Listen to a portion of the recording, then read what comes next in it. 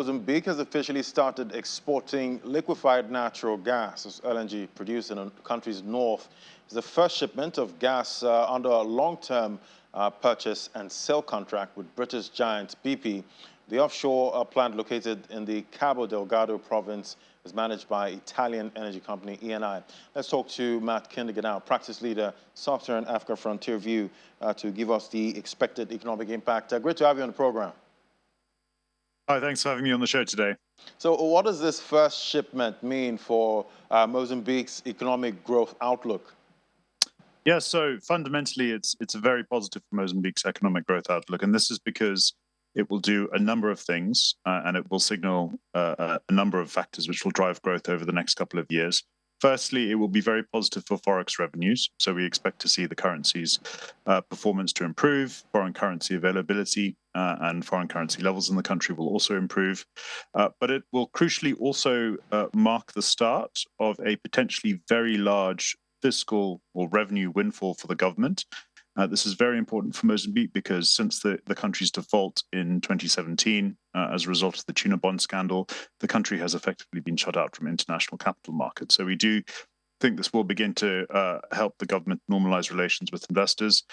There's also going to be a significant improvement in associated investments with the LNG industry. So we are going to see companies looking to tap into the secondary industries that are associated with LNG, especially in Cabo Delgado, but also the sort of related services industries in Maputo.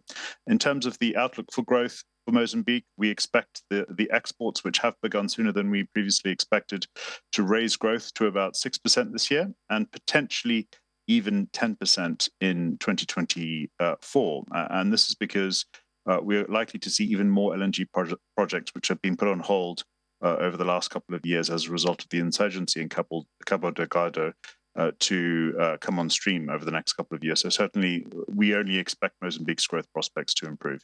All right, but how soon will the benefits of the gas production, trickle down to the wider Mozambican economy?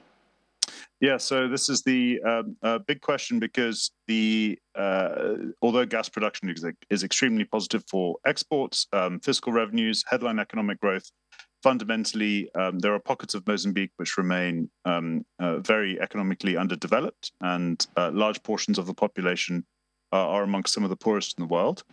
So what we do expect to see is, firstly, the government will probably prioritize normalizing its fiscal position and stabilizing its public finances and improving relations with investors.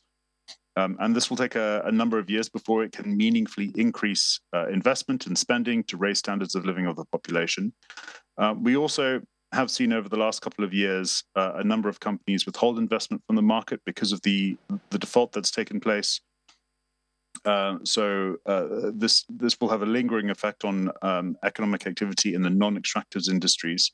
And it's also worth remembering that the economic benefits of the gas production, LNG production, will be quite geographically limited. So although there has been a frenzy of activity in Cabo Delgado, where the gas is located, and we are likely to also see associated improvements in activity in business services in Maputo, in the capital, the geographic impact of LNG production will be very limited, and this is not least because of the effects of the Cabo Delgado insurgency that is taking place there, which is making investment into the broader region, for example, into infrastructure, very limited. So for the time being, for the next couple of years, we likely see a fairly limited trickle-down effect on the economy beyond maybe the gas investments themselves and maybe public finances and economic activity in Maputo.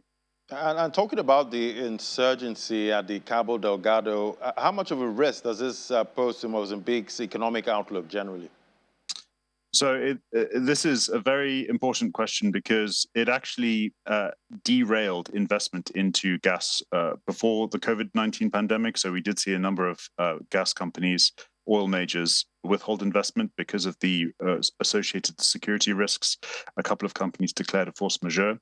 Our view is, however, that the government has more or less controlled the situation, at least around the LNG production facilities. So this means that we don't expect the insurgency to fundamentally derail growth. However, it does mean that the longer that the insurgency goes on for, the worse that agriculture production, for example, in the center and the north of the country will become.